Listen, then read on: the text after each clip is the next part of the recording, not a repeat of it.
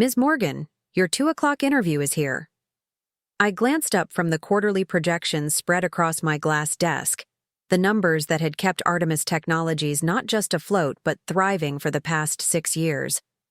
6 years since I'd started. The company in my spare bedroom while 7 months pregnant.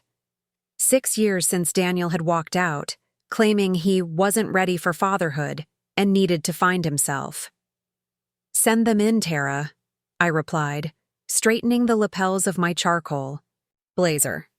The Richardson account had just signed yesterday, a $4.2 million deal that would expand our cybersecurity division into 3 new states. I was in a generous mood. Perhaps this applicant for our new VP of Business Development position would benefit from my good humor. Before we jump back in, tell us where you're tuning in from, and if this story touches you, make sure you're subscribed, because tomorrow I've saved something extra special for you. The door opened, and I felt the air leave my lungs. Daniel Parker stood in my doorway, 6 years older but unmistakable, the same sharp jawline, the same amber-flecked eyes that once made my heart race. Now they just made my blood pressure spike. "Hello, Victoria," he said, his voice carrying that familiar hint of Virginia drawl that had once charmed me at a tech conference in Dallas, before he became my husband, before he abandoned me and our unborn daughter. "What the hell are you doing here?" I kept my voice low, controlled. The glass walls of my corner office meant half the executive floor could see us, even if they couldn't hear. "I'm your 2 o'clock," Daniel replied, holding up a leather portfolio. "For the VP position." I stared at him, certain this was some kind of elaborate joke. "You applied to work at my company without telling me who you were? Would you have scheduled the interview if I had?" He remained standing, briefcase in hand, uncertainty flickering across features that had once been as familiar to me as my own. "Get out," I said flatly, turning back to my computer. "And tell Tara to reschedule the actual candidate you've apparently displaced." "Victoria, please," Daniel said, taking a step forward. "I didn't know this was your company when I applied." "Artemis Technologies? I thought it was just a coincidence. Your maiden name was Morgan. The company name is Artemis. And you didn't think to Google the CEO before your interview?" I couldn't keep the skepticism from my voice. Daniel had always been thorough to a fault. "I did, but—" He hesitated. "Your profile pictures are all professional headshots. You look different now."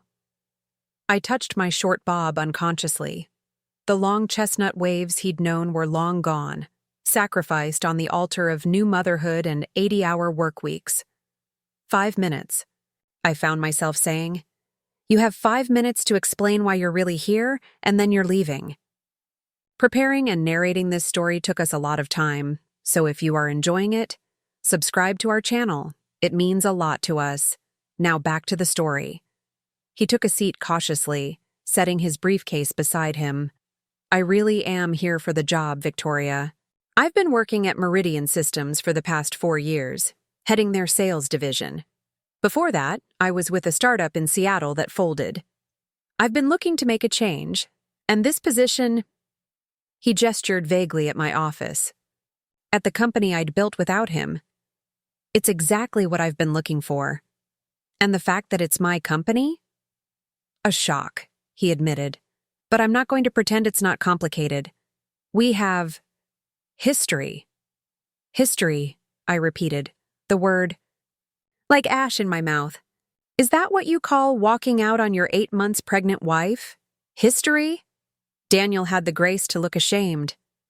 "I know I can't undo what I did, but I've changed, Victoria. The past 6 years." "How did you get past HR?" I interrupted, not interested in whatever redemption narrative he'd crafted. "Your name should have been flagged. I've been going by my middle name professionally," he explained. "Daniel James. After I left, I thought a fresh start would be best." I checked the time ostentatiously. 2 minutes left, Daniel. Make them count." He leaned forward, desperation edging into his voice. "I'm good at what I do, Victoria. Check my references. Call Meridian. I've transformed their sales department. Increased revenue by 43% over 3 years. I can do the same here. Why should I even consider this? I asked, genuine curiosity mixing with my anger. Give me one reason why I shouldn't have security escort you out right now. Daniel reached for his briefcase, pulling out a folder. Because of this, he said, sliding it across my desk.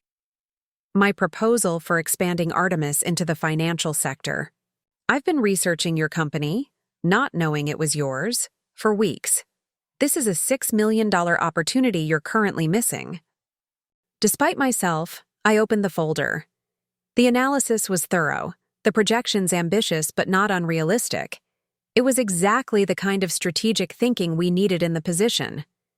Impressive, I conceded, closing the folder. But not enough. Victoria, it's Ms. Morgan in this office, I corrected coldly. And your time is up. He stood, gathering his briefcase. I understand, but before I go, how is she? The question blindsided me. In 6 years, he had never once asked about our daughter.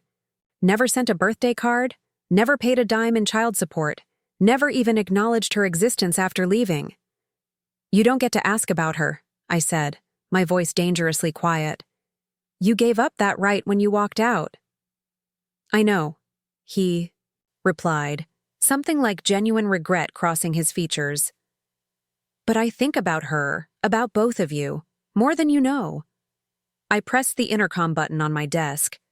Tara, please escort Mr. Parker out of the building. His interview is concluded. As Daniel was led away, I sat motionless, staring at the folder he'd left behind.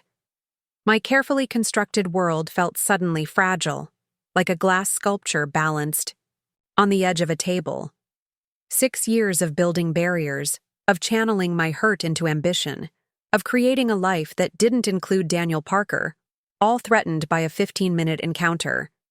Mommy. The voice pulled me from my thoughts as my assistant opened the door, revealing my daughter's beaming face. Emma's afternoon preschool session must have ended early. There's my girl, I said, genuine warmth replacing the ice in my veins as Emma bounded toward me, dark curls bouncing. My mother followed behind, mouthing an apology for the interruption. We made volcanoes at school today, Emma announced, climbing into my lap with the easy confidence of a child who knew she was the center of someone's universe. Mine was the biggest explosion. Of course it was, I laughed, breathing in the scent of Play-Doh and apple juice that clung to her hair. You're my little scientist. As Emma chattered about her day, I found myself searching her features for traces of Daniel.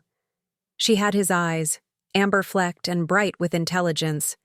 But everything else, the determined chin, the quick smile, the boundless energy, that was all Morgan. Who was that man, Mommy? Emma asked suddenly, catching me off guard. The one who looked at me funny when we were coming in? My mother's eyes widened in alarm from the doorway. She mouthed silently, I didn't know. Just someone who came for a job interview, sweetheart, I said carefully. Did he say something to you? Emma shook her head. No. He just looked at me for a really long time, like he was trying to remember something. I hugged her closer, protective instincts flaring. Well, he's gone now. How about we go get ice cream to celebrate your volcanic achievement? As we left my office, Emma's small hand in mine, I couldn't shake the feeling that Daniel's sudden reappearance was no coincidence. And I couldn't ignore the folder still sitting on my desk, containing ideas that could genuinely benefit Artemis Technologies. I had built my company on smart decisions, not emotional ones. The question now was whether I could separate the two when it came to Daniel Parker. You can't seriously be considering this. Marcus Delaney, my COO and oldest friend, stared at me across the conference room table the next morning.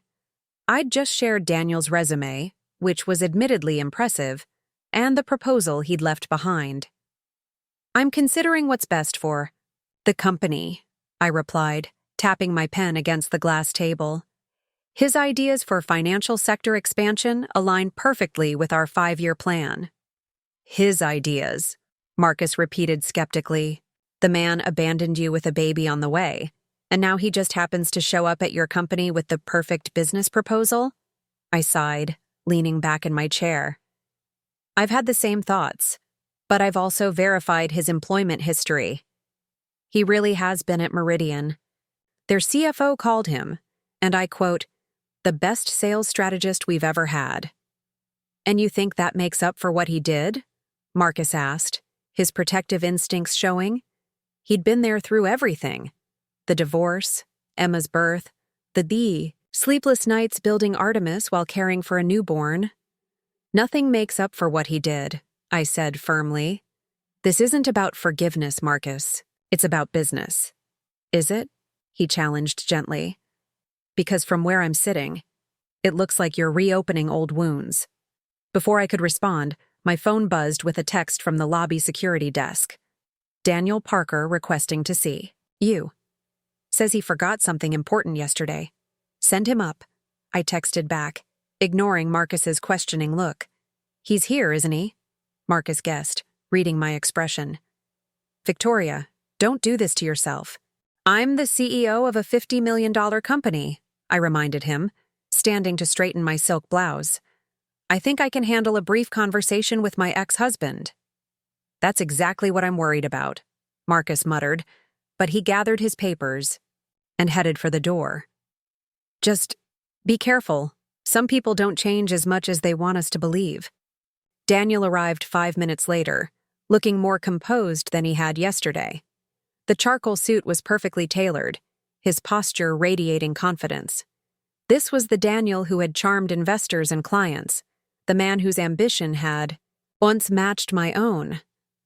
Thank you for seeing me, he said, remaining standing until I gestured to a chair. Security said you forgot something, I replied, keeping my voice neutral. Though I have your proposal right here. Not something physical, Daniel clarified. Something I should have said yesterday. An apology.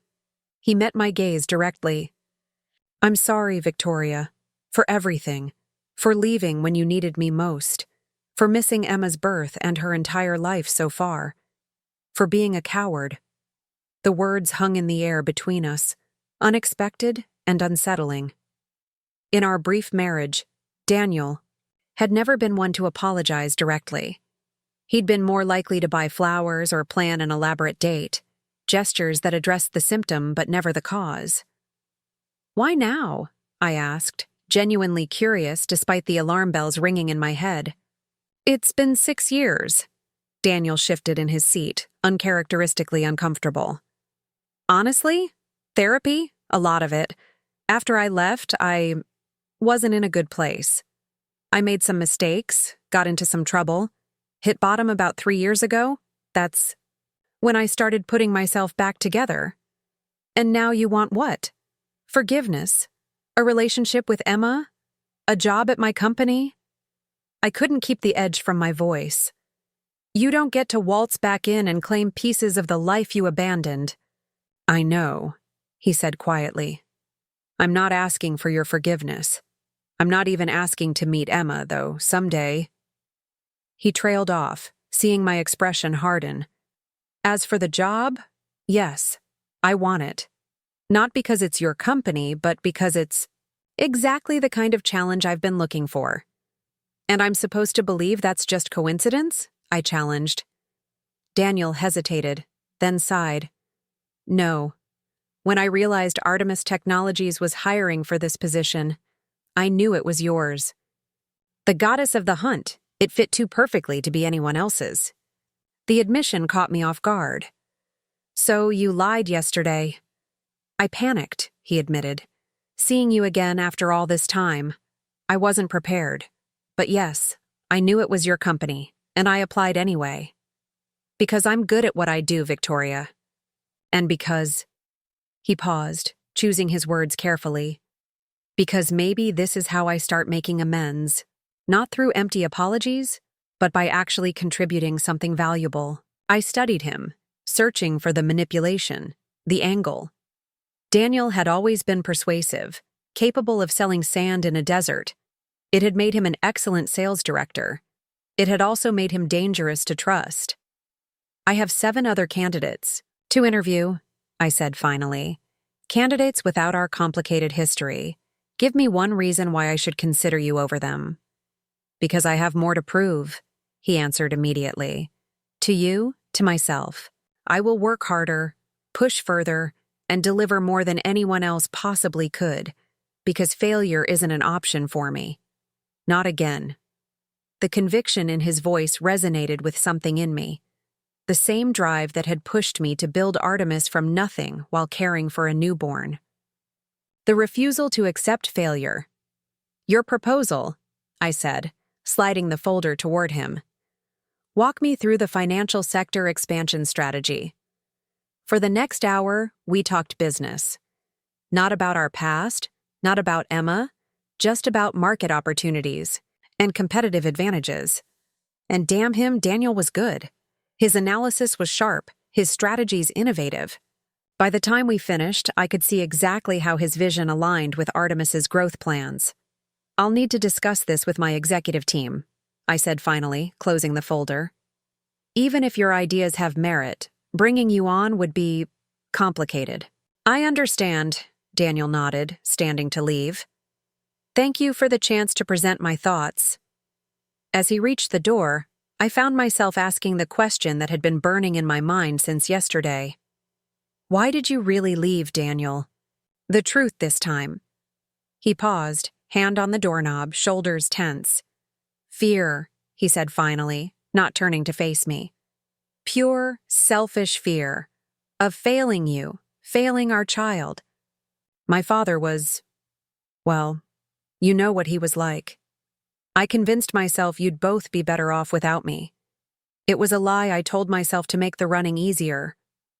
The raw honesty in his voice struck something in me, some buried part that had always wondered if our failed marriage had somehow been my fault.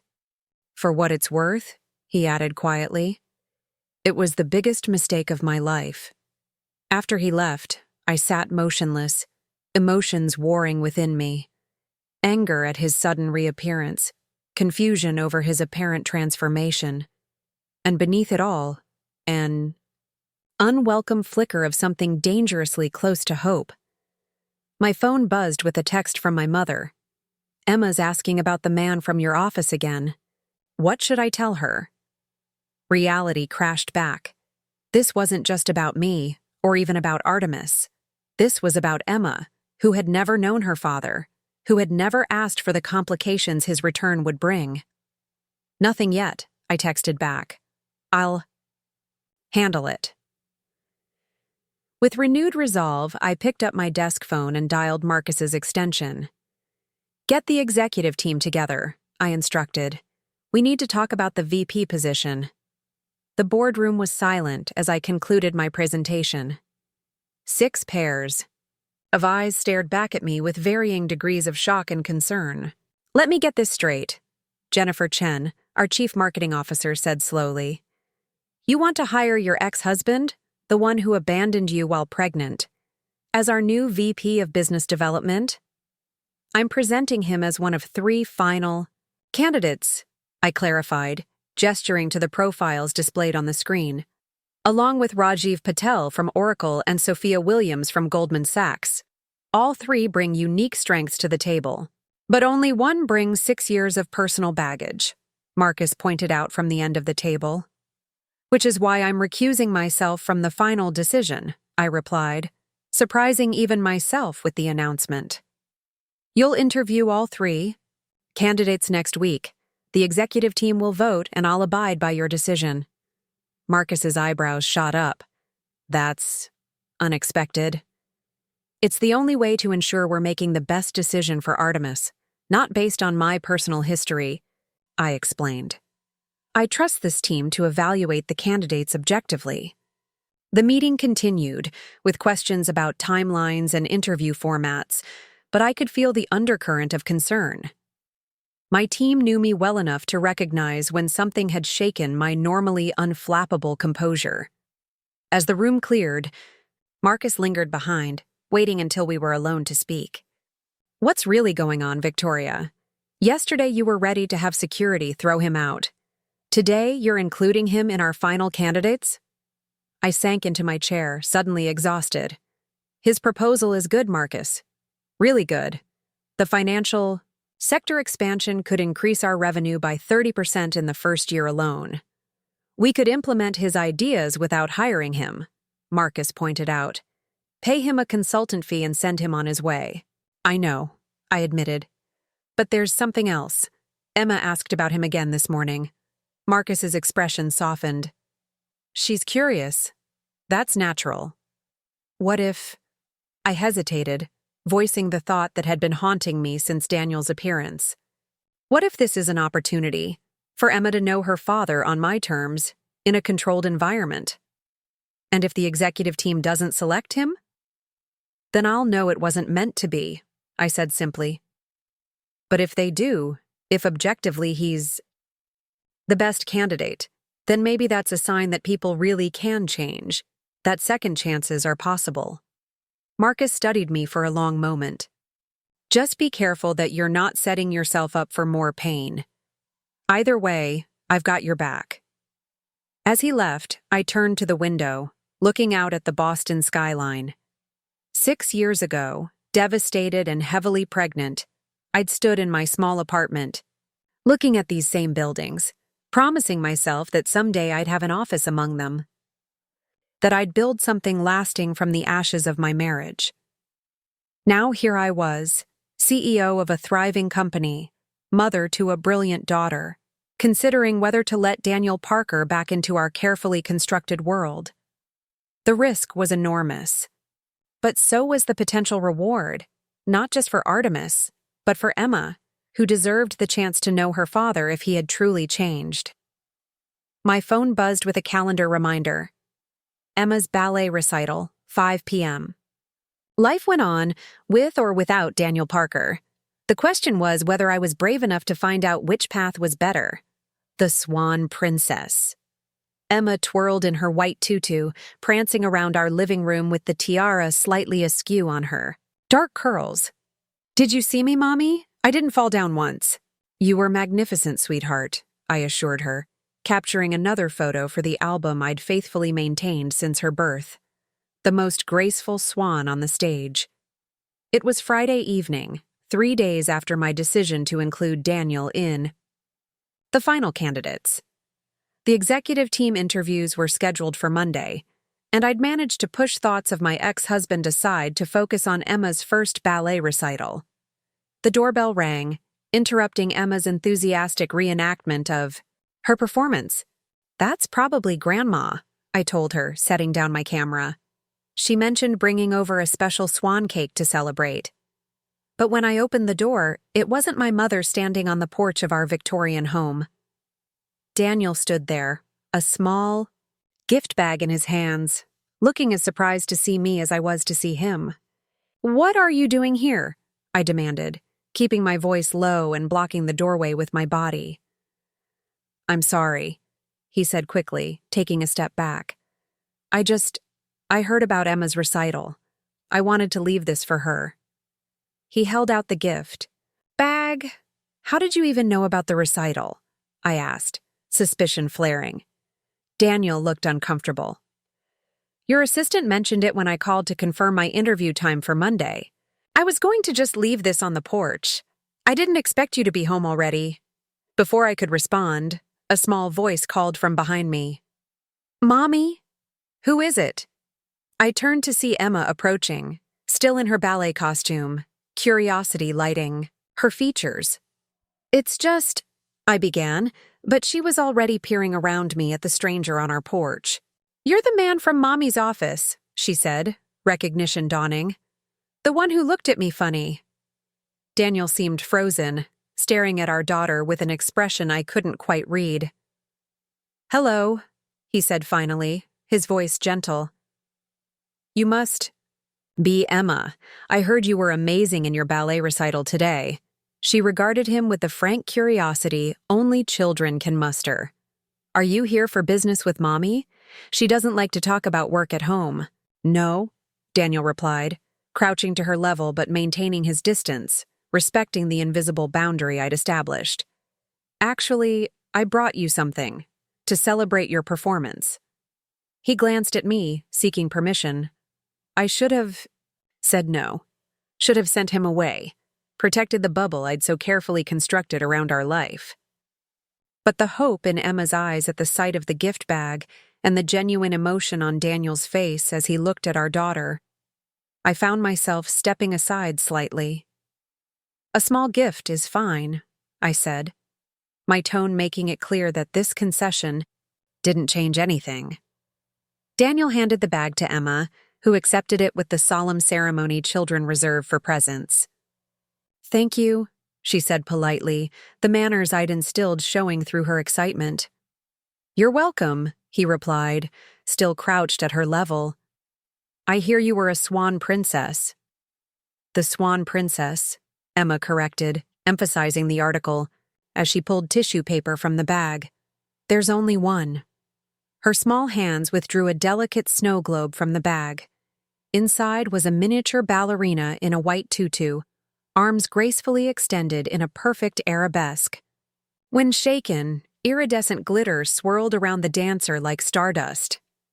It's beautiful, Emma breathed, shaking the globe gently to watch the glitter dance.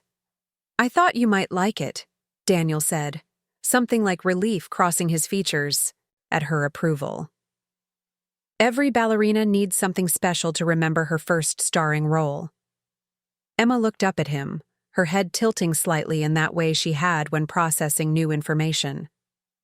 Are you my daddy? The question hit like a physical blow. Daniel's eyes shot to mine, panic clear in his expression. I stepped forward, placing a protective hand on Emma's shoulder. Emma, why would you ask that? I managed, my heart racing. She shrugged with the easy logic of childhood. Grandma has a picture of you with a man, and his eyes look like mine. And you got all quiet when I asked about the man at your office, and now he's bringing me presents. The perceptiveness of children. Both. Blessing and curse. I'd always promised myself I wouldn't lie to my daughter. Yes, Daniel answered before I could, his voice steady despite the emotion in his eyes.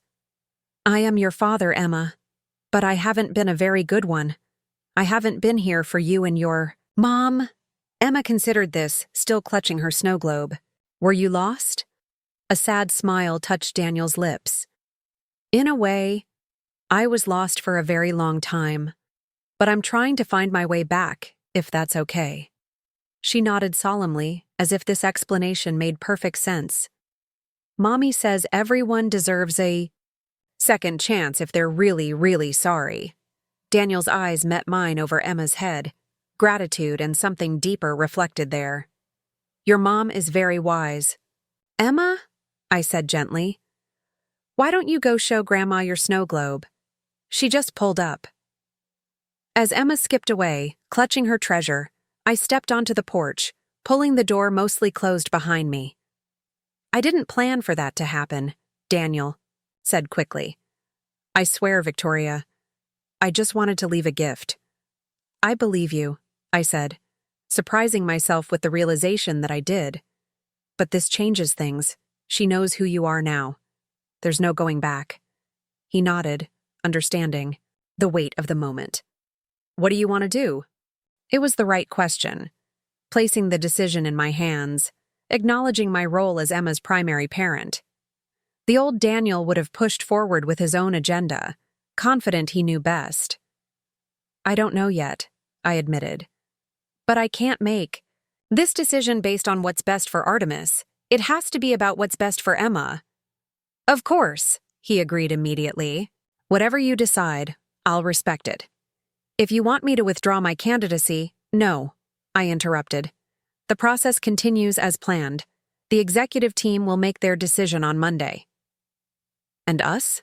Daniel asked quietly. Emma? I looked past him to where my mother's car was now parked, Emma no doubt already showing off her new treasure. One step at a time, I said finally. If, and it's a big if, the team selects you for the position, we can discuss a very gradual, very supervised reintroduction into Emma's life. Relief washed over his features. Thank you. That's more than I deserve. Yes, it is, I agreed. But it's not about what you deserve, Daniel. It's about what Emma deserves. And every child deserves the chance to know their father, as long as that father is committed to being someone worth knowing. As Daniel walked back to his car, I watched him go.